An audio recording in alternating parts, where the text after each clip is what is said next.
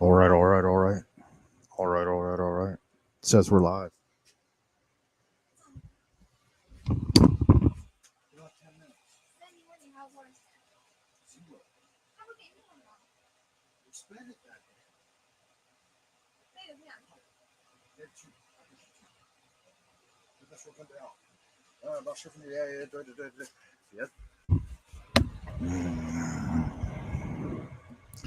All right, well, it looks like we're not going to have a very good stable internet connection, so I guess I could tune in again for another 5-10 minutes.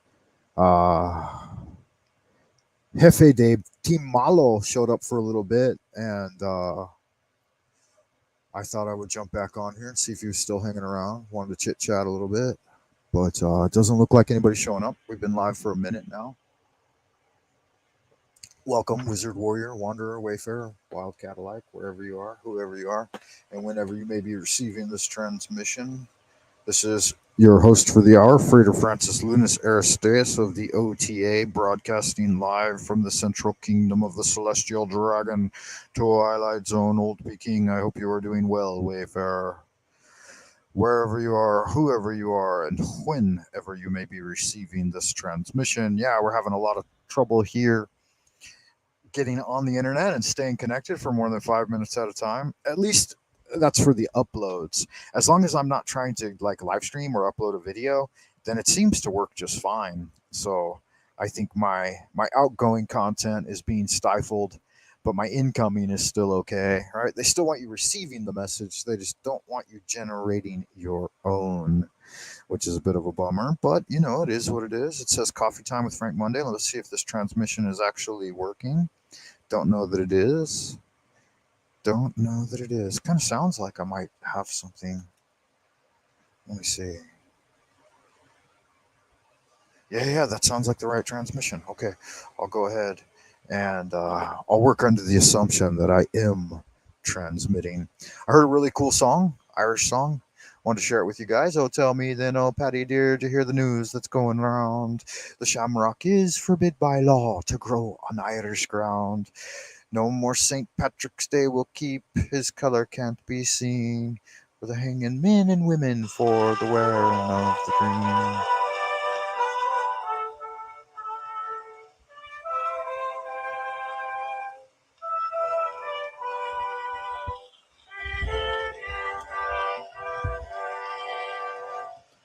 They tell you, did you hear the news that's going around? The shamrock is forbid by law to grow on Irish ground. They will keep his colour can't be seen. Law against. That seems slow. I remember it being a little faster than that. Let me check it out over here. I guess you could play it fast or slow. That seemed pretty slow though. Acapello, even. Paddy, did you hear the news that's going round? The shamrock is by law forbid to grow on Irish ground. Nor St. Patrick's Day will keep, his colour can't be seen. For there's a cruel law against the wearing of the green. I met with Napper Tandy and I took him by the hand. He says, oh, poor old Ireland, and how does she stand? She's the most distressful country that you have ever seen. They're hanging women, men in there for wearing of the green. Wearing of the green, wearing of the green, wearing of the green. They're hanging men and women there for the wearing of the green. Wearing of the green. They're hanging men and women there for wearing of the green. So if the color we must wear be English cruel red, let it remind us of the blood that Irishmen have shed. And pull the shamrock from your hat and throw it on the sod. But never fear 'twill will take root, oh, underfoot be trod. When laws can't stop the blades of grass for growing as they grow, and when leaves in summer. There's another break there. Fucked up. Where? Na, na, na, na, na. All right, enough of that holy horse shit. Oh, you're back. Yeah, you can hear me. Good, man. Good to see you. Um, I was just testing the parameters of the old internet to see if it was still working. because it's been a bit of a challenge, man, trying to stay connected. How was the audio level? Does it sound tinny? Does it sound tinny? Are you there, laddie? I am a leprechaun. That's right. I'm a wee old Irish leprechaun. Yeah, you know me, man. I'm what I am. Nothing special, right? Not like Big Shot. The Big Shot. Hefe, they team evil. Yeah, sounds okay. Yeah, if you'd like to chat for a little bit, man. What's going on with you? I put a link there, I think, in the transmission box. So, with no further ado, folks, welcome to the show, Wizard, Warrior, Wanderer, all that happy horse shit. The 100-day challenge, Way of the Scholar Warrior, is over. Right?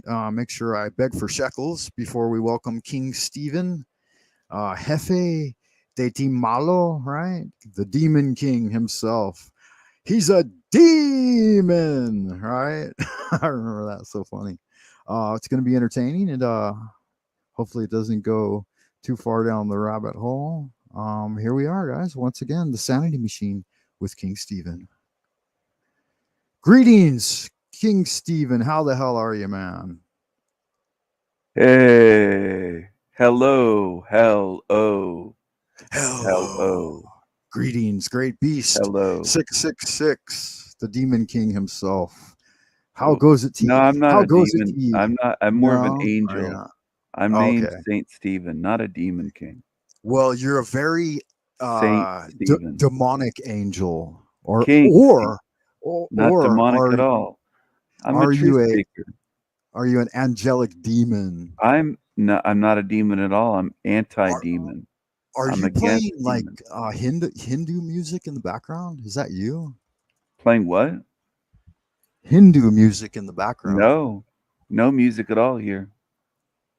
I can hear some I can hear some like chanting music coming in from somewhere. Maybe it's coming in from outside my window. That does happen occasionally. Here in Twilight Zone, Old Peking. So how the hell are you, man? What time of the day does it find you there in your great realm of wandering spirits? Are we still connected? Hello, testing, testing. Yes, it's 3 a.m. Who you Oh trying to wow, get crazy with? Essay? Don't I you know, know I'm huh? loco? Straight out of Compton. No, Crazy no, Nick, no. That's crazy not straight nigga out of named Ice Compton. That's Cube. Is insane in the membrane. that what that was? Cypress Okay, Hill. Cypress Cypress Hill. Hill. Yeah. All Cypress Hill. right. Straight out of Could, Compton. Those are Negroes. yeah, yeah. That's No, another you're right. group. Cypress Hill's in Long Beach. That's my hood too. It's not far from where I grew up. I You, didn't you roam into still Cypress Hill much though. you still have family there? Those Samoans and like Mexicans, like the gangs out there are even tougher than the Negroes, man. The Compton guys weren't really that bad. Like they wouldn't just outright kill you necessarily. But those Hawaiians, man, like Hawaiians. Hawaiian Gardens, yeah, and Wilmington. I thought they just Those ate pineapples and stuff and had hula hoops and no, they're Hawaiians are tough? Really? yeah, they consider themselves to be freedom fighters. Like their island was taken over by the states, and then the ones that came Mhm. to LA were like, yeah, they're hardcore, man. What do they eat? What kind of food do they eat? Hawaiians. Yeah, they're probably still eating uh, papayas and but I don't know bananas. I guess they eat a lot of bananas. Motherfuckers. I'm always Pineapples, interested in certainly. what people eat. I'm always Man, interested in what these people eat, different cultures. mangoes. Yeah, I don't know. Do the Long Beach Negroes, do they eat a lot of fried chicken, watermelon, or do they eat I don't know, what do they eat? I'll tell you, man, the craziest thing. Like I grew up in like, the hood or whatever, close to it anyway. I was surrounded on all borders. But so if I went in one direction, I was in one community, you go in another direction, you're in another community. But I remember my first black friend, his name was Vicelis Shannon. In fact, he's been in movies and stuff. He's like a Hollywood guy now. Anyway, but he was the first black kid I'd ever seen in my life. I was maybe 4 years old, 3 or 4 years old. And every Sunday he would come over to our house. Like he lived right down the street from us. We lived on a block, classic city block. and it was pretty much all white families except for their. It was changing, right? It was in the period of change, 70s, the 1970s.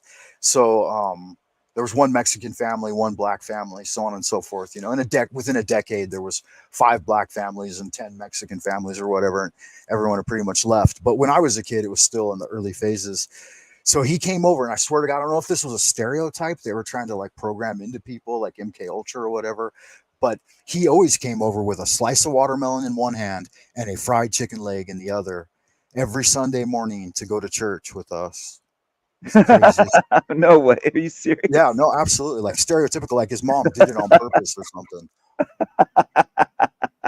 It was unfucking real. His first blood. And I didn't even know he was black. They had to tell me later on, like they're taking pictures and stuff, and they're like, "Oh, you got a black friend." And I'm like, "What do you mean?" And they're like, "Oh, look at the difference." And then, yeah, you figure it out as you're a kid growing up, but as a little child, like you never know. He was Oh, probably one of wow. he was Did probably he one of my. ever well, did he ever look through your fridge and say, "Where's the grape drink? Where's the grape drink?" Like in the commercials, Yeah, no, yeah, the black great, kid great. would have the grape drink and they had Sunny D. The white kids would be like, "Yeah, I want Sunny D" in those old commercials. And the Well, yeah, black yeah, no, kid's always the one, "Where's the grape drink?" they would have grape and orange soda, which was different from like us. You know, we always had Coke or Sprite, and they had grape or orange soda, and they also it was either High C or Kool Aid. They were always drinking one of those. Yeah, Like they that love was Kool-Aid. It's real cheap for like a little those packets of Kool-Aid. It's like yeah, yeah. pennies they could make that stuff. So, I god don't think damn. I think we had like Canada Dry. Is that a ginger ale? We had Yeah, Canada. yeah. We had that more than Seven Up and stuff. So we were, we're a little more highfalutin class family. But yeah, it changed really quickly, and we moved from that neighborhood down to another neighborhood that was a little more less diverse. But the more diversity that came to a neighborhood, the more danger you risk of getting raped and murdered and robbed. So It's funny how that works, isn't it? It's yeah, interesting. it's a reality they try to create. My pops always told me that it was manufactured crime, and they were doing it intentionally to drive down workers' wages and stuff. But we can all see that in retrospect now. I mean, it's very easy. And so LA was one of the first places to experience that type of transitional melting pot culture, right? They don't do it anywhere else in the world. LA, New York, American cities, and I mean, I guess Europe now is they're in their first phases of really seeing what that's like. Like everyone in the European Union now is going to know what it's like to grow up in an LA hood or a New York hood. Forced upon them, yeah. Yeah, festooned upon them. They're going to They be vote against it, but it's still happening. It's almost like these elections don't matter, but there's nothing forced migration or a forced melting pot in China or Japan or some of these places. It's Oh very no, absolutely not. ethnically Yeah, homogenous, like I you could know. tell you experiences we've had with like minor incursions by certain ethnic groups What is there here in one Beijing. Korean in the neighborhood or something, or Yeah, yeah, because one whenever black they're person in all of China upset them? no, there's a few more than that. But literally Beijing, you will see very few. They were all kicked out. Like in Guangdong in the south, I think they have a strong population of folks, maybe in the hundreds of thousands from African countries. But up here in the north, no, they don't. They don't play no games. You won't even see. You won't see any homeless. It's like it's their what is that called? Flagship city to show the world most of the time. So it maintains that facade of a Potomac village or something. What is the word for that? Can't recall it. I think the like a fake front, that each country shows its traveling elite. Yeah, yeah. Like But North Korea yeah, tries so to pull that off, but they really don't pull it off too well there. They have to keep the Potomac. tourists away from Is it Potomac. Potomac Village? Is that what the word is? I can't fucking think of it. Anyway, moving forward. So, what about the situation where you're at? Or is your neighborhood being festooned with the rabble, the wandering vagabonds that want to? Not mine. No, I live in a wealthy neighborhood, so I'm way up on a shining hill. I keep the Okay, so peasants away from the gates, and I'm in a gated community, so they can't there's get not in here. They'd have no to have the thugs. money to buy their way in. They can't force their way in or buy their way in. So No thugs But hanging out in the shadows, ready to rape your grandma. no, not where I live, Ain't but aware. in some of the other lower end places they've moved in, and there's cockroaches crawling around, and those, so I buy some of those buildings sometimes, and I rent them out to the diverse groups. But That's good. I've been thinking about buying some streets in Detroit and some of those places. I could buy whole streets, just blocks, and build low income housing, and they would just be renting, paying Yeah, me yeah. money, But You probably yeah, get it on a government program where the GOV pays for them to stay there, gives them welfare to live and stuff. That's the thing oh is, yeah, yeah. they can move folks around and give them low income housing and stuff, but they got to give them gainful employment and something You to can do buy except some for houses there for $1 and just tear it down and build if it's zoned right, or change the zoning and just build a condo or apartment or project housing or something and put that up, throw that up in a few months, and yeah, they'll be getting their housing paid for. They don't want to work, most of them. So well, yeah, I don't think anybody in their right mind wants to work when we could set everything up working on automation for the most part and just chilling and enjoying the benefits of our already advanced technology. But they're not going to hand it out that way. It's I yeah. think I think where I'm living is kind of going to be the blueprint for society at large in the future. Like you can just imagine, right? And it's going that way in many places, many other places as well. But you can just imagine the I encroachment have on some. business ideas. I think maybe Chinese food restaurants or a chain catering to the hoods where it serves watermelon and fried chicken on the side. You can get your Chinese food, but it's all in one stop. You can get some fried chicken wings and slices of watermelon already pre-sliced. You don't have to buy the whole watermelon. Just like in the hood, they can buy loose cigarettes.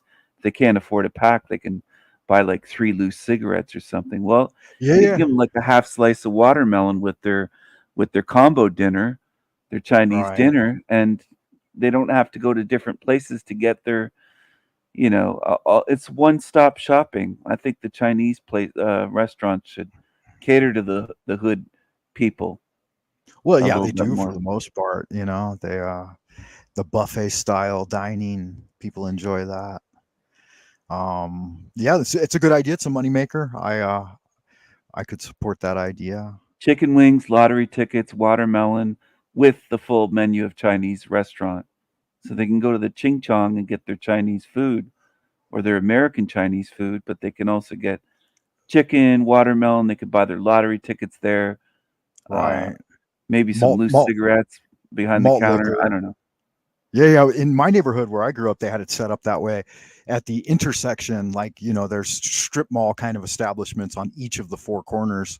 And so one had like a Ralph's grocery store, and then that was dominated one corner. And then another corner had like all of the pawn shops and liquor stores. Oh yeah, And liquor. I was gonna say sell a little bit of liquor at the yeah, Chinese yeah, restaurant, some bottles, so they don't yeah. have to So go to the liquor store.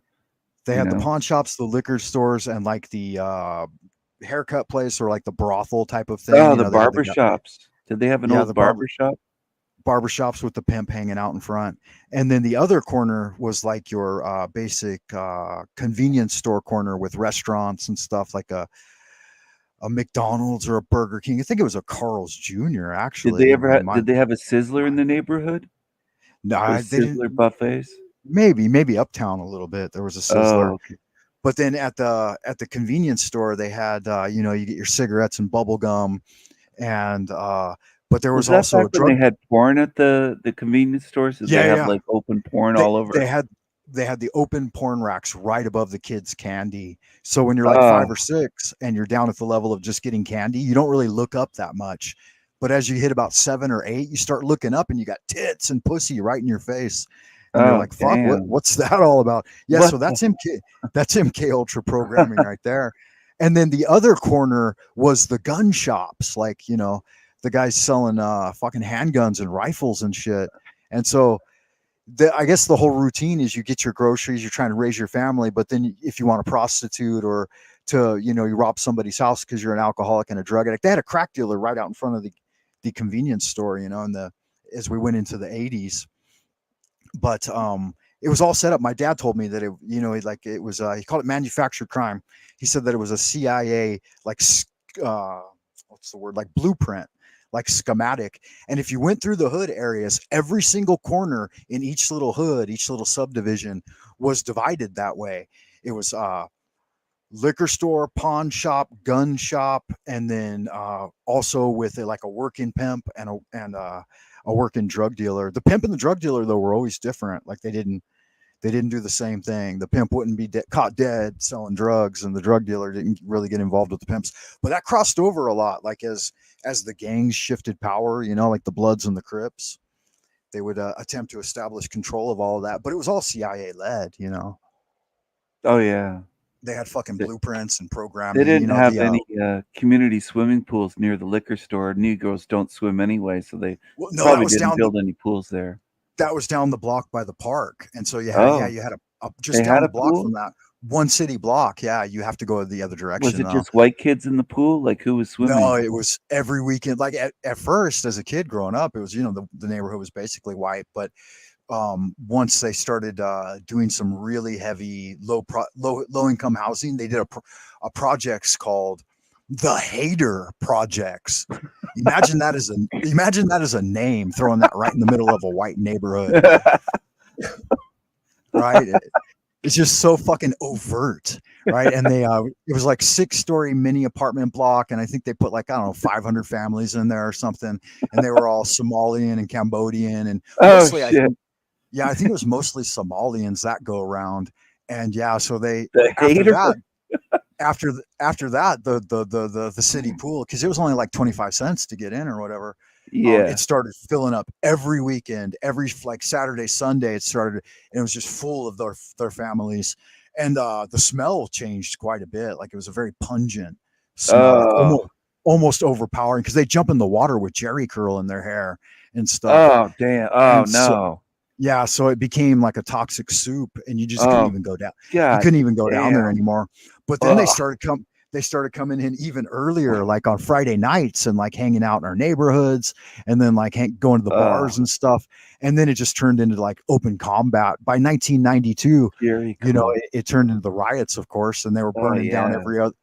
every third building, every third house was getting burned down. So during that era, that was the real era of white flight. Our families fled from LA. Most of us, most either moved into the gated suburbs like Mission Viejo, Coto de Caza, or went down to San Diego, because the well-established like Mexican families in San Diego were hardworking families and much easier to deal with than the African immigrants in LA at the time.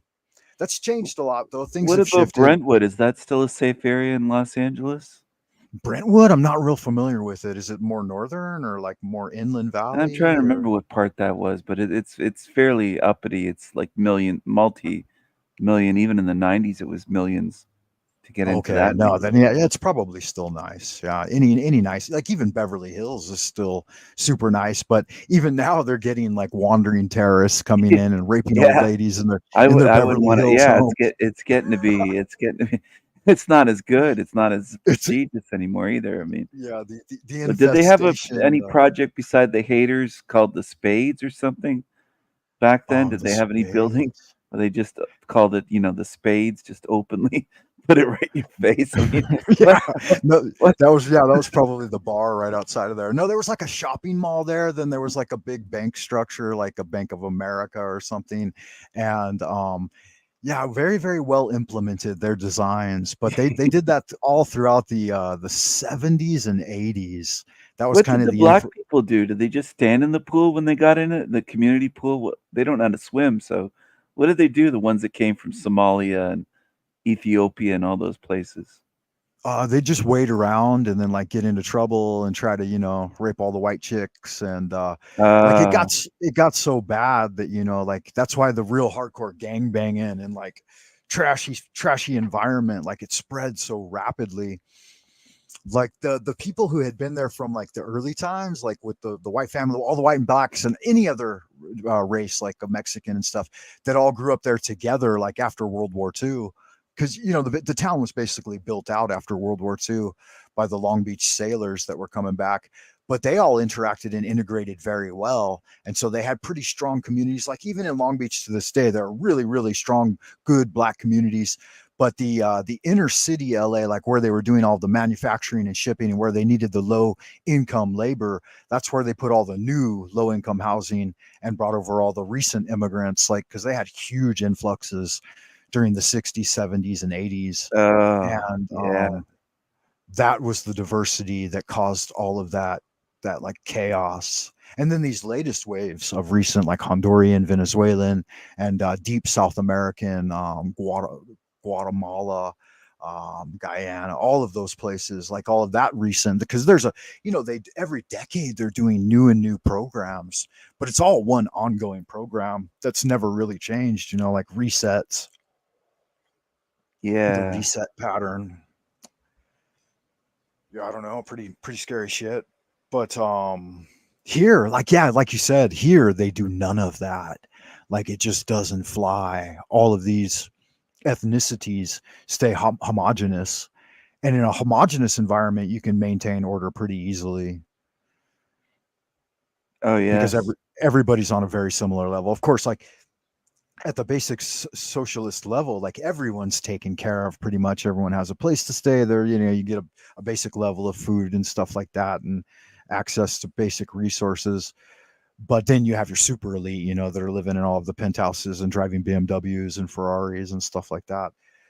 But there's no crime essentially. Like I mean, other than white collar crime and the crime of being enslaved.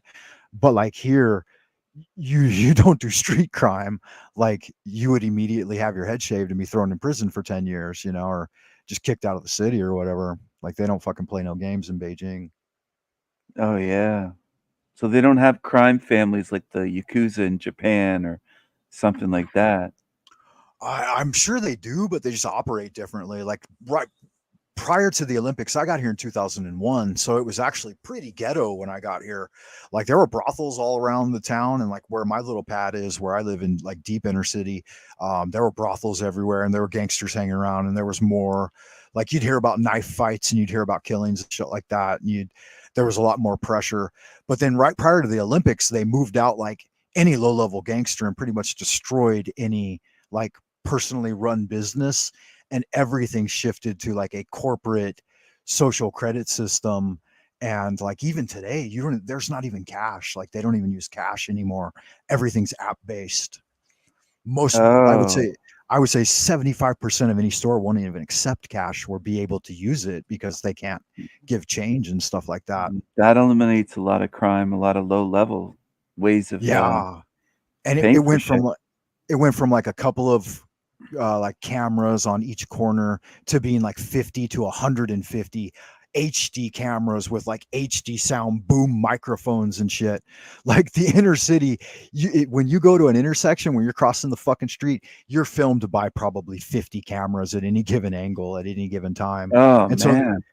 they swore that by 2012, this was in 2008, like right after the Olympics left and they didn't have to like save face with the international community anymore, they openly published and said by 2012 we'll have 100% coverage, audio video coverage of the entire city. And they implied that even in your apartment, like anything you say or do in your Huh, apartment will be huh. under observation too.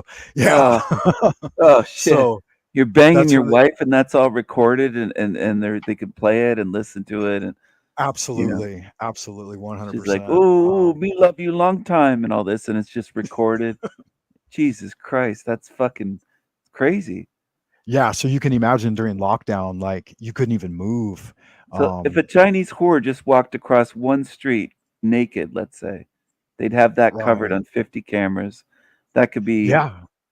she could be what would they do with the footage though? Where would they put that? Would they just save it? Would they prosecute using footage? What do they Okay, do so with it? yeah, here's the thing. I don't know if the technology's changed that much in a decade, but when that came out, I was laughing because I thought about the processing power that would be required to store all of that stuff, and I realized that yeah, they might have cameras on, and then we started getting leaked reports that maybe only 25% of those cameras could actually be active at any given time, like in the recording phase, and none of it could really be stored. Like only the most important thing, like only when a crime is triggered would they actually store the footage. But today, I don't know, man, if they've done some things, like working with Google and Apple and stuff like that to create huge storage places someplace. I mean, Be anyone like who knows me, entire buildings. It'd be huge buildings just full of servers and hard drives and storage systems. Just right? Like because maybe, just cover a whole city with video, audio. yeah, That's a lot of space. maybe some of these ghost cities that they built were actually secretly built as but I don't think they would make the Maybe some of that investment. shit's underground. We don't even see the buildings. Maybe it's underground and it's being stored That's like possible too. underground server bunkers or something. I don't know. That's one way to go with it. Another way I thought about it is that they will overhype their power and say, we've got this trump card, when in reality, it's still at levels where they really can't save all of the information, and not all of it's going to be working as well as they think. Like was a Princess Leia when she was talking to Vader, the tighter you squeeze, the more will slip through.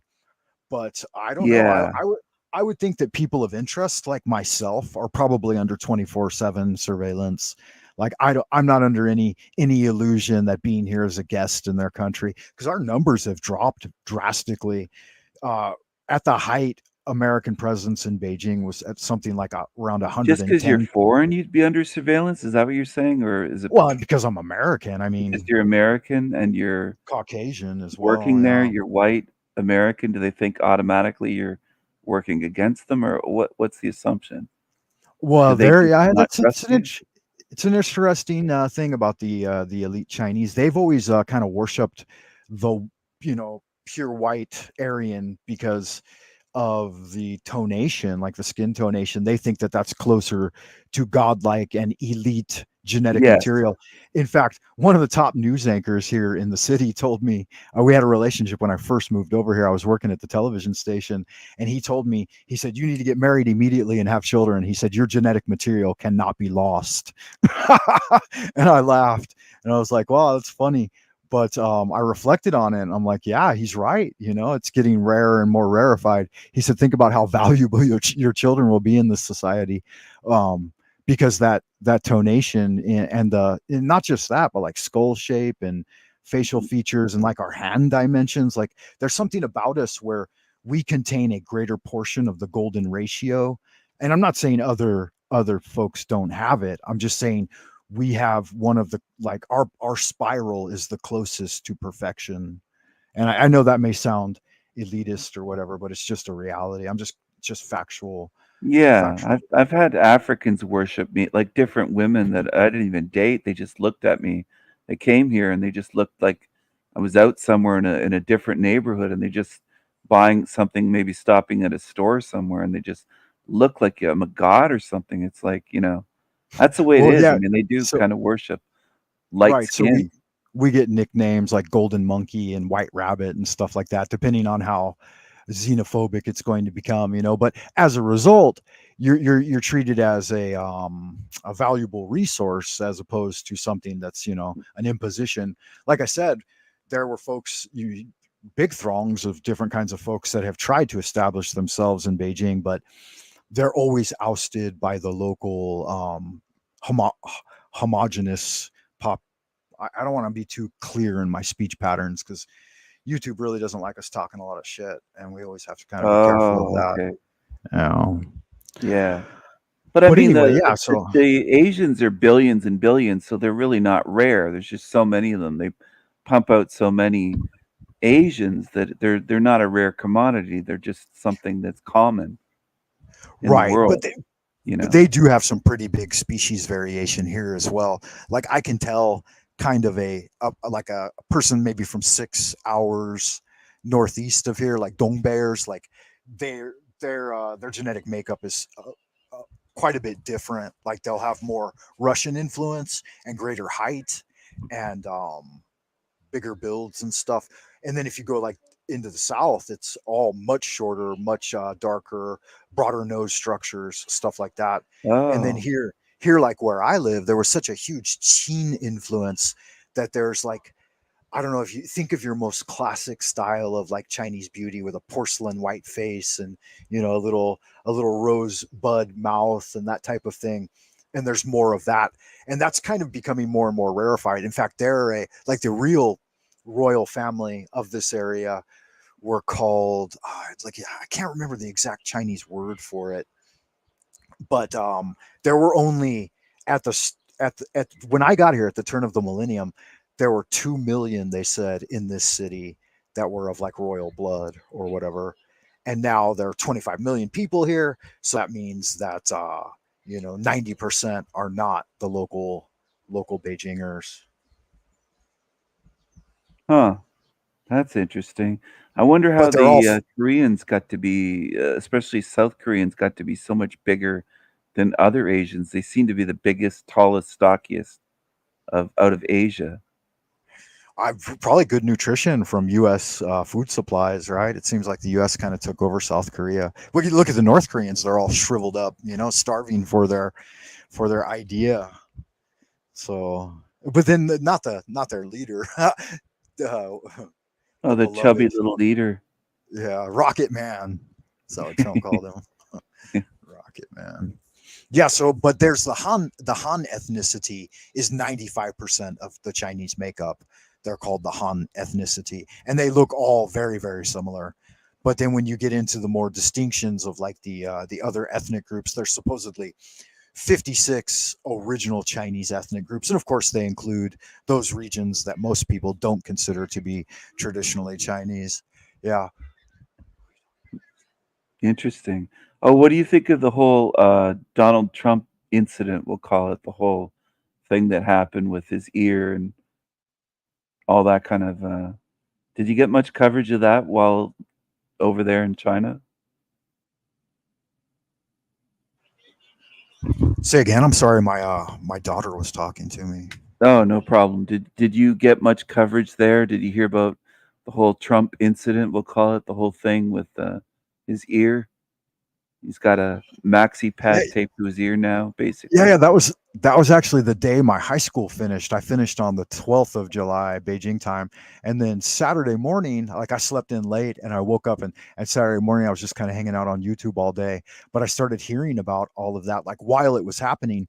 In fact, just prior to the live transmission, I was thinking about tapping on it and watching him go live, but I didn't. And then I heard about it right afterwards. And so within a few hours, I had started getting the news. And so I ended up watching the RNC convention and his speech. He gave an hour and a half speech at the RNC. But yeah, yeah. What did you think about that? Kind of. I mean, I think we all have a pretty clear idea of what went down at this point. Do you think it was just Um, some deranged liberal woke incel Oh virgin? fuck no, he was MK Ultra. He was You think he was deep MK deep Ultra? state programmed. Oh, He was a absolutely. Look at his parents. I mean, both of them behavioral psychologists. Come on. I mean, how overt is that? There are so many overt signs that it's you think his own parents threw him under the bus, kind of had him in a program at a young age, maybe, and just like set him up for this, and you yeah, know, I that, would question if those are even his parents or just his oh, handlers. Fuck. okay, This stuff is this stuff is deep seated. I even remember when I was a kid, there were lots of those programs going around. There was one I went to a private Lutheran school for primary school. I did 1 year at a public school, but after that, it was just like the situation became too severe, and so my dad put us into private schools so that we didn't get murdered. All the public schools in our hood at that time would get you murdered. I remember one of my best friends ended up going to high school that was 97% non-white, and we thought he would be dead for sure, but he ended up surviving it. Anyway, point being, like in our programs, they had lots of advanced math programs and like ways to um, join the space team, like NASA would come in and do like programs where they wanted to pull kids out and take them to camps and stuff. And I wanted to go on a lot of those camps. They'd be 6 to 8 weeks at a time. And my dad would never let me go. And I was like, Pops, why not? And he said, you can, I'm not going to say too much about what my pop said, but as a result, I never got involved in any of those programs. But later on, when I started to hear about them, like through different channels, I knew exactly where they were pulling those kids from.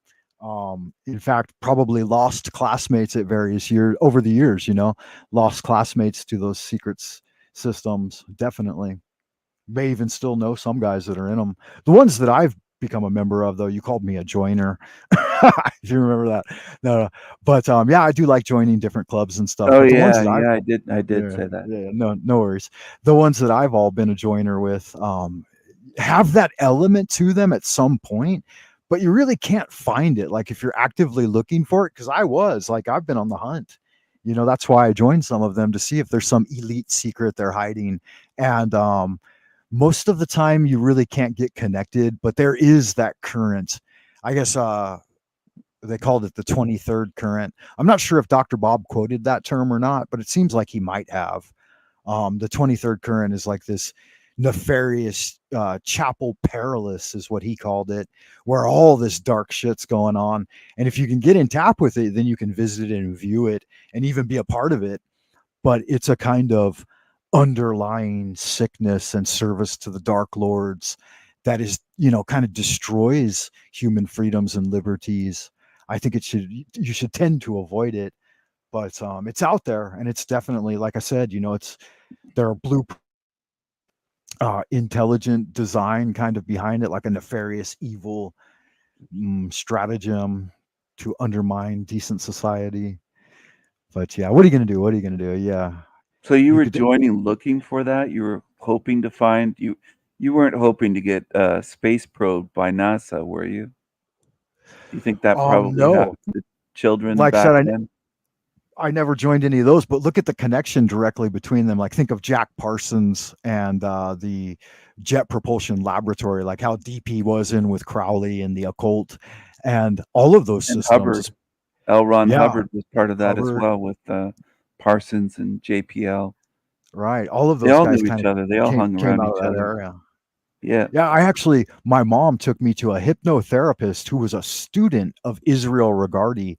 Israel Regardie was the secretary to Aleister Crowley, and he was in Long Beach for a long time, and he trained a lot of understudies who did hypnotherapy.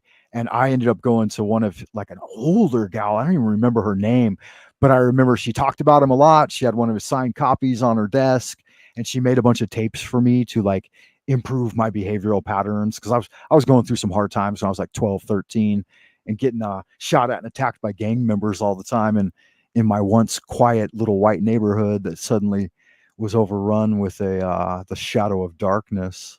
But yeah, so anyway, that's just a side note. But later on, I did some investigation into that, and I still had like 6 or 10 audio tapes where she did like sleep programming with me and stuff, kind of fun stuff. And all of those systems were actually deeply related to Golden Dawn material, even though it was, almost like Tony Robbins style programming, like, but yeah, I'd listen to him when I'd go to sleep in my teen years. Kind of fun.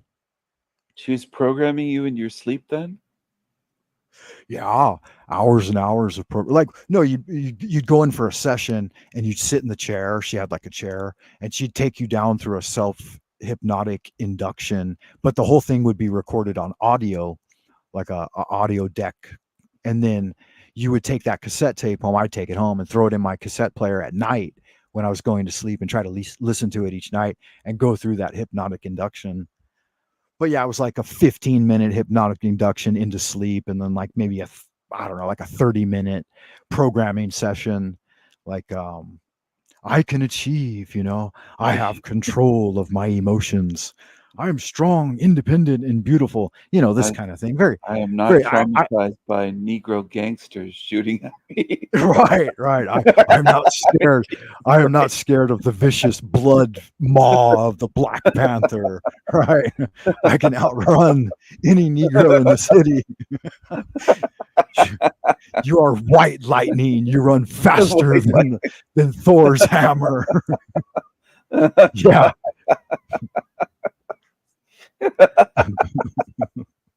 Oh shit. Oh, I do that's not want crazy. crack cocaine from the local pimp on the corner. This ghetto music does not I will not influence wear me. blackface out in public. Oh shit. That's not a good No. idea. No. Shit. Well, at least she didn't Bad MK news. Ultra you with those deep sleep and program you to, to be a Manchurian candidate or something. No, no, no. I had the tapes all the way up until I was like in junior high or high school or something, and I still occasionally listen to them. One of my girlfriends found one time, and she thought it was like a love tape mix or something, and threw it in, and she's like, "What the fuck is this?" And I was like, I think that's when I threw them all away. I'm like, ah, it's just some crazy shit I did when I was a kid. That would seem crazy to someone else, wondering what is this? I am What kind superior of to mind control program were you in? What were they you. doing? You are a Siberian tiger. You are faster than the vicious Black Panther.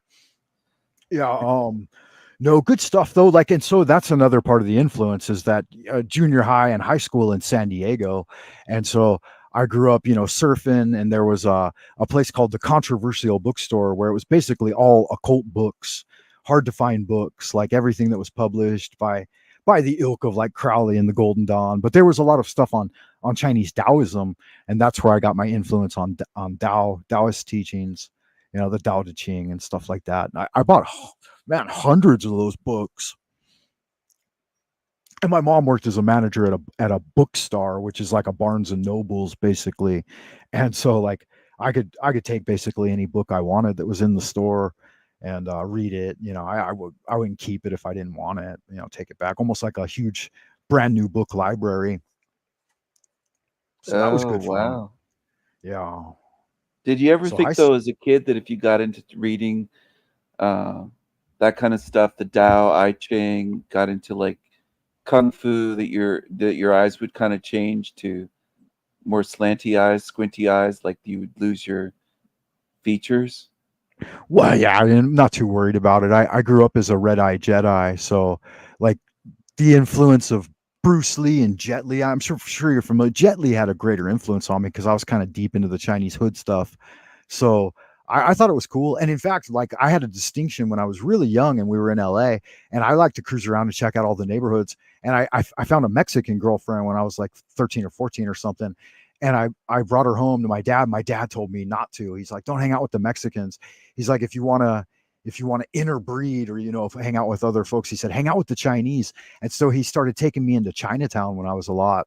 And the cool thing is there was a cool comic book store right near there. And so I'd take the bus from like our little suburban hood into downtown LA like almost every weekend when I was like 13, 14, 15, and buy comic books and hang out in Chinatown and get to know Chinese people. And so I started a love for the Chinese culture when I was really, really young. And there was like they call it a cultural center where they teach free classes on the weekend. So the Chinese had a cultural center where you could like learn kung fu and writing and basic language and stuff like that. And there were a few white kids that went down there and hung out, but it was mostly just like ABCs, like American born Chinese kids. And I made a good friend when I was young, and his dad was actually a restaurant owner and ended up owning like 5 restaurants at the height of his success, 5 Chinese restaurants. But I'm still friends with that guy's dad till today. Um, him not so much, but he had 2 older sisters too, and I'm still kind of friends with them. But what's the point? Oh, I learned like lion dancing and stuff and kung fu, and so I don't know. Since a very young age, I've been in love with the Chinese culture, the good aspects of it, like the ancient Chinese culture, not modern. Oh So yeah. yeah, I've I'm not so worried if I become a Chinese in some of my future incarnations, Do you or maybe plan have on been in the past. reincarnating? Do you plan on Um, reincarnating here? I don't know. Like, I met a pretty high level guru when I was young, and I showed such a great interest in the Chinese culture. And he did some life reading on me and stuff. And he's like, "Oh yeah, there's possibilities that you've already done the whole Tao thing and became a high level wizard," because he said, "Look at your family condition, where you were born, the family you were born into, the prosperity, the neighborhood, and he said that's not easy to do. Like spirits don't just wander back into this realm at high level positions." He said that requires some effort on your part over many lifetimes.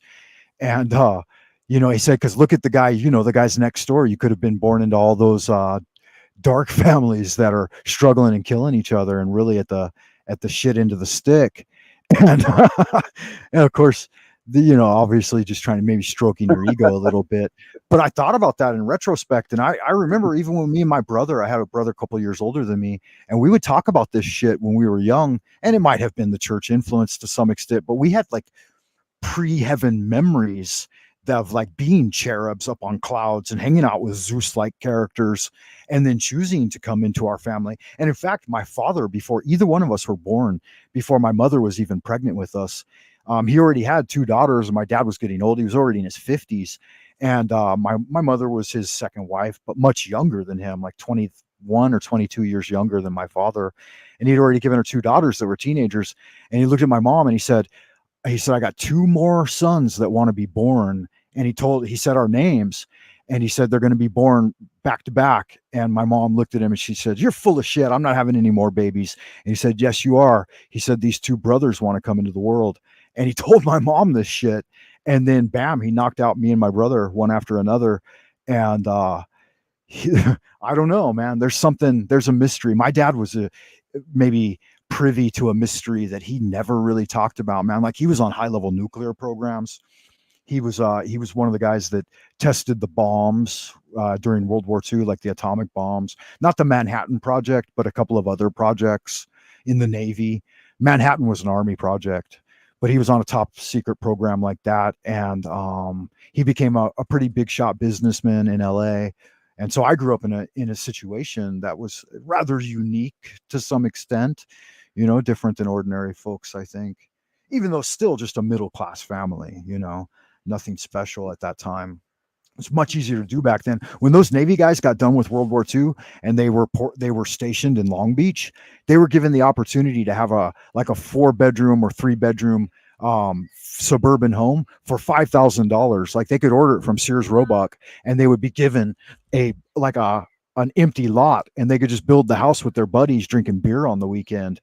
And you know, cars, a brand new automobile was like a couple of $1,000s or something. And so these were all things that whole part of the city was basically given to them for, winning World War II.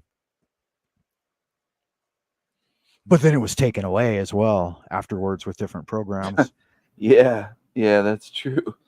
Oh, damn, that's they're crazy. like they're like, here it is if you can keep it. And some of them did. I mean, I still have old hoodie mates that, white families that are still living there. Most were destroyed and driven out though. Like my old hoods are pretty much all like 80% non-white now. But LA dudes that survived the transition and still live there, they have a very unique style. They either went to prison, got killed, or moved away. And so the ones who actually made a go of it, yeah, they have a unique style. So was your dad Navy intelligence then? Was he in the intelligence part Yeah, of the Navy? he has an interesting story. He grew up as like an orphan in New York and joined the Navy when he was like 13 is when he was let on the ship. And this was about how long would that be? That was about 6 or 7 years before World War II started. And at that time, they were just letting like any age kid from the harbors in New York get on the ship and join the Navy. In fact, he said it was so common that like all the kids in his neighborhood that grew up kind of didn't really know who their parents were or whatever would just join the Navy. That was like the thing to do. You jump on the ship and build the ship, in fact, because they were building the ships there too. Um, so you went down to the Navy yards and you could find a life. And so he, like his mother, like the story and shit, I don't know that much about it, but like his mom lied to him and like they kicked him out of the house or whatever. He's like 11 or 12 or something. So he was on the streets, and then he just headed down to the Navy. And he said by the time he was like 17, 18, 19, World War II was well underway, and his battleship saw more battles than any other ship in like naval history. So that'll tell you what ship he's on if you care about naval history or whatever. They had 13 silver stars. He served 21 years. And so, yeah, I mean, he went from a kid growing up in the Navy, he was raised by the Navy, to seeing World War II and the Korean conflict and like the start of Vietnam. I think I had one other brother that was like from 2 generations before me that did serve in Vietnam in the Navy as well. But yeah, so when he got out of the Navy, like he was retiring from the Navy, he was, given some things and had some money. And like I said, they built LA up, like those suburbs. But the point being, yeah, Naval intelligence. I wouldn't know that he rose super high. He was on. Uh, I got pictures of him like hanging out with Admiral Nimitz, and he was always in the officers' lounge and stuff like that. But he never talked about his naval career with me, and I really haven't researched it that much. Like he told me I could never join the government or the. He said never join government or law enforcement. That was something I was going to say earlier that I didn't want to repeat, but there it is. There. So he would never allow me to do that. He said always remain a civilian. And there are many reasons why he told me about that. But again, those aren't things I'd want to talk about on BoobTube. Yeah, yeah. I wonder what he'd think about what happened with the Trump event. I wonder what your dad would think of that whole situation. Oh, I'm pretty sure my dad liked Trump. Like I can even remember when I was a kid, like he'd read the newspaper kind of every day, listen to the radio a lot, and get Time magazines. We had magazine subscriptions. Like we had a subscription. He had a subscription to Playboy down in his office, but we had a subscription to Time and National Geographic at home. So yeah, whenever he'd talk about Trump, and he lived until 95. So my dad, of course. But yeah, he always had fun things to say about Trump. My dad was a very similar character to Trump. Like at the height of my dad's involvement in the business world, he probably had about 5 businesses. Like he had an arcade. He had 2 car dealerships, and then he had another business that he let his buddy run. That was a gumball machine business, and so I kind of got to learn about all those things when I was really young. Cruising around with his. I think it was his. He's called him our cousin, but I don't think he was actually family. Um, Called him Uncle Bill. But yeah, he would drive me around to all the gumball machines and like an old Cadillac or something. Or my dad always drove a Buick though. Like he didn't really like Cadillacs. He'd buy and sell them, but he always drove a Buick. He fucking loved the Buick Centurion. One of his favorite cars. Good little car too. Not a bad car for back then. Oh, interesting. If can you still vote from in China? Can you vote like what is it, Yeah, they have absentee ballot or something? yeah, Mail-in? overseas ballot. It's a very Overseas? complicated. Yeah, it's a Oh, is it? complicated process. Yeah, it's kind of a You pain in can't the do it ass. online then? You can't just go online and No, oh, okay. no. They don't have You that got to set up yet. you got to contact the embassy and get like a Oh document, and shit, then you gotta go through an embassy just to vote? no, no. Oh, Maybe I could figure out a way online, but that was last time the way it was, and I actually did vote in 2016. I didn't get a chance to in 2020 though, but I could check it out again now. Maybe it's changed. I mean, that's almost 10 years ago, right? yeah. So do you I think haven't Trump looked will into it would you though. vote for Trump and do you think he'll win the election? Yeah, if I were in the states, and it Yeah, was if you like were in if I California. thought if I thought it even fucking mattered, 2020 kind of soured me on the idea that it even matters. But I probably wouldn't only vote for Trump. I'd probably campaign on his behalf. Like if I was in a position where I had free time and I could cruise around with like a MAGA hat on, trumping You people out, I'd definitely do it. But like you'd there be a was so much Trumper blow. in a red MAGA hat Absolutely, in like wrap California? myself. Do they don't Wrap, they hate Trump in California or oh yeah, absolutely. oh they Yeah, do? I'd probably get shot if I did it, but I, They'd I would. probably get shot. Yeah, California. Is the whole state liberal? Is it just the LA area? Is it all of the No, it's state? mostly it's mostly like the urban Bigger centers. cities? So like Big yeah, LA, Is but San there's a lot Diego of a it liberal too. place or is that more Republican? San Diego would be a little more Republican leaning, but then again, like they have the intelligentsia has the control of all the downtown centers and like governmental centers. So like you think someone can actually be Republican or Democrat. It's not the way it works. I think it's just like red zones are more suburban and rural, and then blue zones are all democratized, like controlled by the DNC. I don't think like the way people understand the system is a reality. I think it's Mm, kind of an illusion. So they will put in whoever they want. If they want a Trump session of prosperity and people like trying to repatriotize a little bit and be a little more nationalistic, then they'll let Trump in. But if they don't, then they're gonna wishy-washy the whole Biden Kamala, maybe pull Obama back in, or who the fuck knows, Newman Gassam or Gruesome or whatever. Gavin Gruesome, is that his name? Gavin Newsom.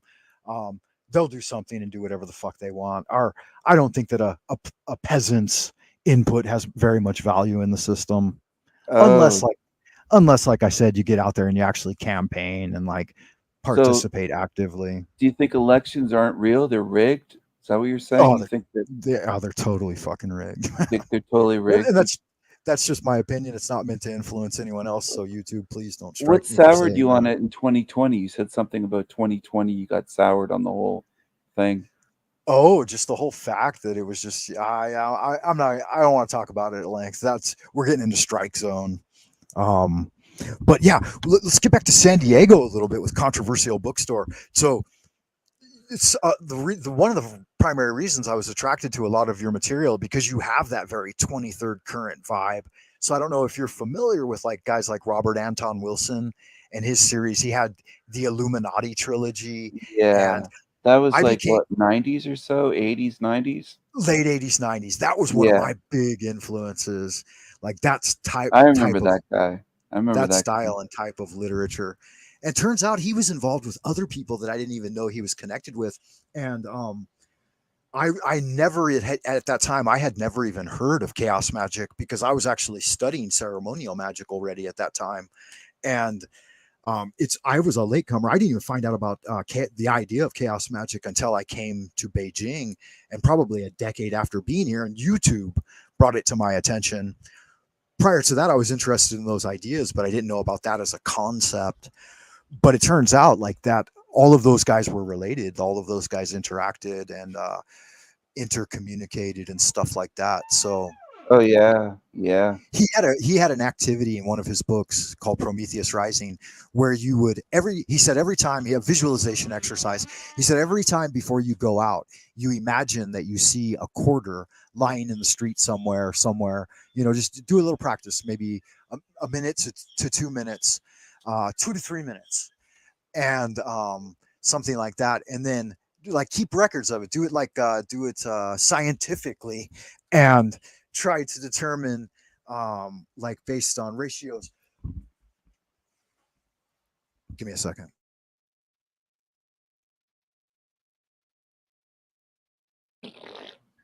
Anyway, so the quarter visualization practice, and I latched onto that thing and I used that. Like Prometheus Rising was one of my handbooks for 3 decades. I read that motherfucker religiously every year, you Oh know, man. along with like the Tao Te Ching and stuff like that. Because you know, I got my own Bibles. Some people read the Bible. I read the I Ching and the Tao Te Ching, and Prometheus Rising was a mainstay. Terrence But he, McKenna used to be fond of the I Ching and all that stuff. Remember that yeah, guy? I think I read a little McKenna? bit of his stuff. Yeah. Thomas Cleary was one of my favorites. I don't know if you know about Thomas Cleary, but he did the Shambhala Dragon editions, and he was actually Thomas Cleary is the guy that inspired me to come to China. One of my greatest inspirations in coming here because he was a scholar out of Harvard University in I don't Boston. know if I read that guy. I don't think I remember who Okay, that is offhand. Thomas his Cleary?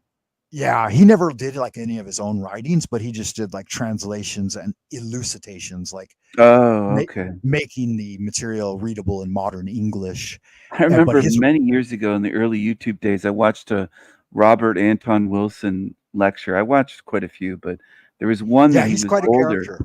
Yeah, he's quite a character. He was farting like through the thing, like he got up to go to the podium and he's just like ripping farts walking there. It's like just walking over there. It's just, and then he said something about, I think there was a pope being selected or chosen, and he said something about before the white smoke comes out that he envisioned the cardinals just whipping their dicks out and putting them down on a table in a room, and whoever's the most hung gets chosen to be pope or something. Like he's cracking these weird jokes the whole time. That's what he thought the whole process was for who gets chosen to be a pope. But Okay. yeah, he Well, was yeah, kind of a weird character. he made his own society called like the Discordian Society, and he sent out Pope cards. And I got my Pope card. It's still dated 1988 is when I got my Pope card from him. Oh, you just had to mail him like $2 or something. He'd send it to you in the mail, and I think he was in LA for a while, maybe Long Beach as well. I don't know. But yeah, this guy's more on a high level, intellectual level, more erudite educational stuff, but not his own writings, just translations. Thomas Oh, Cleary. okay. So he's not Yeah. just the he's not the anyway. Yeah, the Yeah. raw Yeah. he was pretty interesting, and I think he might have known Terence McKenna somehow. Yeah. They were connected. And another guy that somebody sent me a video of that I'd never heard of, like an Irish guy who talks about chaos magic. Maybe that is Terence McKenna. I can't remember the guy's fucking name, but super influential, either British or Irish or something like that. But he gave like a 2 hour long Well, talk on it. McKenna was an American. He was born and raised in America, but Okay. Well, yeah, he this was guy an was a interesting guy. He ended up living in California for a while and then Hawaii. So then at the end of his life, he was in Hawaii, but he knew a lot of well-connected people. But he was part of the Esalen Institute and stuff like that, teaching certain oh, teachings. But okay. he was the mushroom. He was one of the mushroom psychedelic guys that was into like LSD, DMT, psilocybin mushrooms, all that kind of stuff, Sure. Oh, I exploring the got inner my mind that way. I got my mushroom influence from Carlos Castaneda, like those guys. There were a lot of shamanistic type guys in my hood, like in San Diego, more so even. Like the drug culture, the psychedelic and natural drug culture was far more prevalent than in LA. Like I said, LA had the infiltration of crack cocaine. Like there was, weed and hash and stuff hanging around. But like when I got down into San Diego, like guys were doing peyote, Datura, and all different kinds of natural substances and a lot of meth. Like in the hoods in LA, there was a lot of meth heads. I never touched any of that stuff because I was more interested in the natural psychedelics.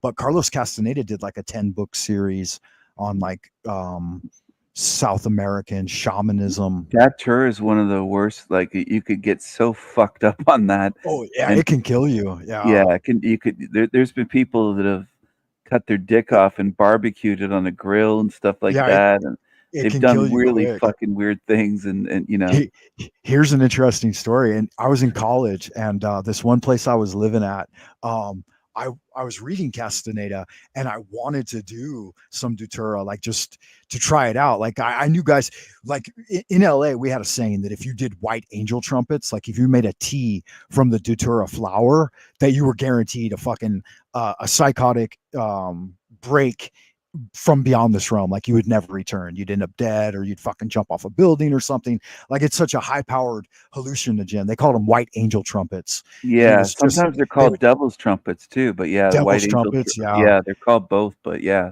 I know what you And mean. I saw guys that made a big tea of that and drank that stuff and ended up like either in a psycho ward or Oh, prison or dead or whatever.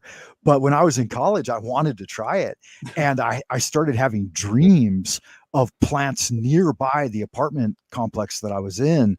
And like I could see them in my dreams. And I'm like, motherfucker, I jumped up one day and I'm like, I wonder if they're really out there.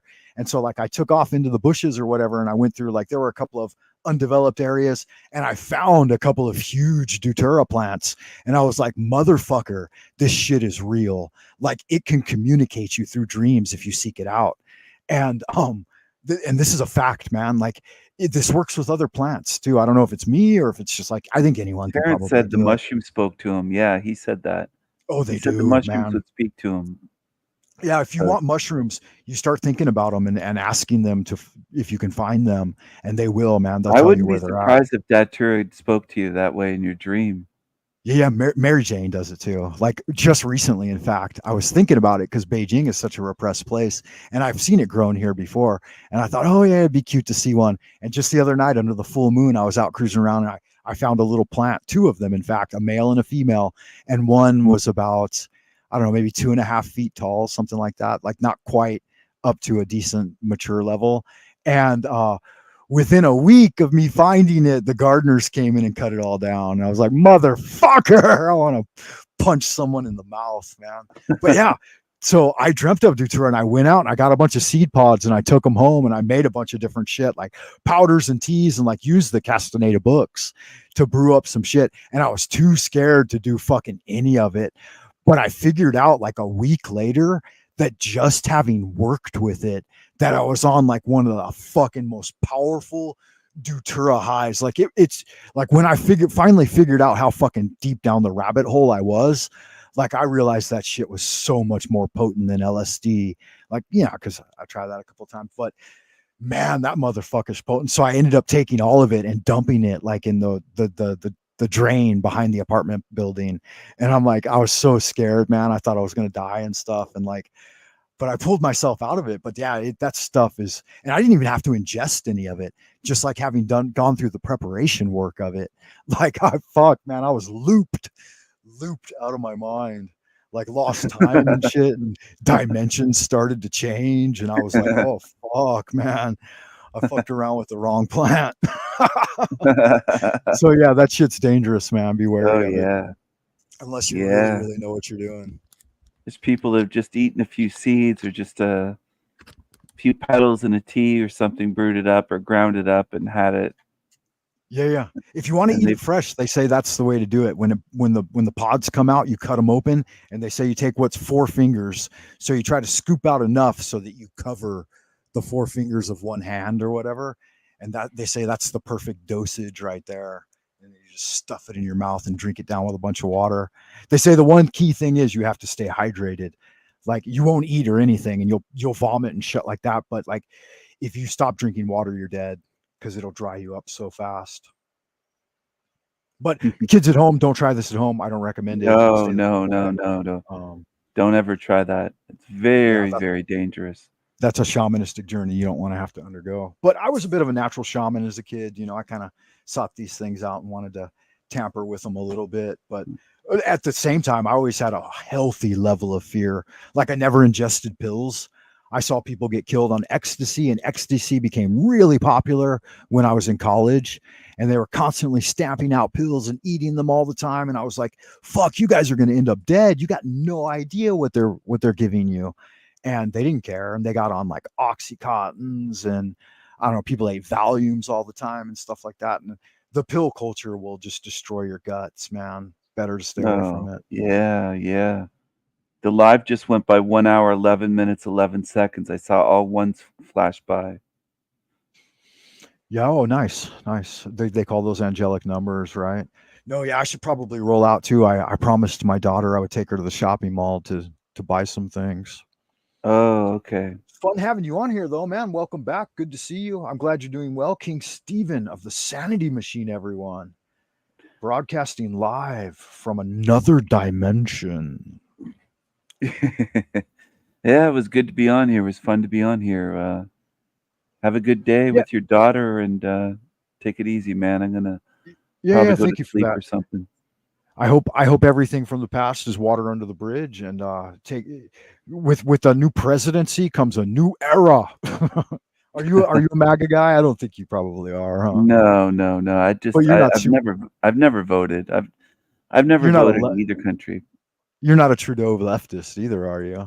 No, not at all. No, I never support any politics. So to some extent, you're probably of the opinion, like me, maybe that we have very little influence on that system. Yeah, and I was always more of an anarchist, more of a independent type of someone that didn't believe in rulers, masters, no gods, all that kind of stuff. But yeah, I do think Indeed. that the system is rigged, the whole system. Yeah. Yeah, I don't think there's any way around that. Yeah, guys. So definitely, thank you for tuning in, and make sure you check out the Sanity Machine with King Stephen. Have a The lovely. cream of the crop channel on YouTube. That's right. Yeah, cream of the crop, best of the best. Um, we are going to roll on into the abodes of the future now. I had to get that in there. So that's El Yeah, Diablo. That was El that's El Diablo. Diablo. Yeah, yeah. The Yes, the the demon that's of my mascot. every woman's dreams, right? The incubus creeping in the shadows that every woman worships. El Diablo on your knees, ladies. Right? um, Yes, yes. okay, yeah. So good stuff, good fun. I'll check out and see if you have an esoterica series, right? That is very enlightening. If folks maybe Absolutely. go over there and check that out, leave a comment, tell them Prying Frank Monday minds sent you. open, prying open third eyes, prying open minds. It's good. It's the way you should do it, definitely. Um, and until next time, I'll try to go live a little more now that I'm off, man. I'm not able to go live much because work and stuff like that. But now I've got vacation days from today until the 12th of August. So that's like three I've been weeks. working on trying to be kinder and gentler. I'm not pissing on midgets and stuff anymore. So I'm trying to. Yeah, when you piss on a midget, they tend to get infuriated, right? Imagine a ginger midget running around with somebody pissing on his head. I had a They Gingy don't. on my show the other night. He was an atheist and he left the show believing that he's 60% banana due to Mm, DNA. He thinks that I was calling him Banana Boy, and I said, "Why isn't your beard yellow instead of gingy? If you share 60% genetic material with a banana." So he believes right. whatever is published, whatever is put out there in the mainstream, it's Well, kind you of got what to he be careful. You're giving him ideas. Next thing you know, you're going to see him in like a rainbow tuxedo, running around on a unicycle with a believes. couple of bananas and bandoliers, yelling "bang bang!" Big fucking green Irish top hat. A little He gingy up thought there. that drinking fluoride is real healthy for the teeth. I said, "Well, how does it help your teeth when it's in your stomach?" He said, "The fluoride goes through your body and helps your teeth that way." And I said, "It really helps you neurologically." I pulled up the Harvard study and showed him that. I said, "Have you ever seen that before?" He said, "No, no." I said, "Maybe you're already under the influence of fluoride. You don't eat toothpaste, do you?" I was Oh yeah, well asking. they told us that shit all the time when we were a kid. In fact, when I was young, I remember in LA, they would take us down to the dentist and give us like fluoride treatments where they would take like a mold full of fluoride and stick it in your gob, and you had to hold it there for like 15 minutes, and you're not supposed to breathe or swallow, you just hold it there on your teeth, and the fluoride would go straight into your fucking brain. I remember walking away from some of those experiments feeling that I lost 10 points of IQ Oh just shit! from the treat. Like I knew I wasn't stupid. I'm like, Mom, Dad, what are you fucking doing to me? And then you end up poisoned for like a week after that with like the Oh, runs and dehydration. And oh, yeah, you could god feel damn! your you could feel your fucking brain shriveling in your cranium. Yeah, not fun things. I, I'm pretty sure I went under some pretty serious fucking MK Ultra programming when I was a I was kid, but asking that dude if he felt like it was safe to eat it. He said they wouldn't be able to sell it, and it's warns you right on it: do not eat, call poison center control, and all that stuff.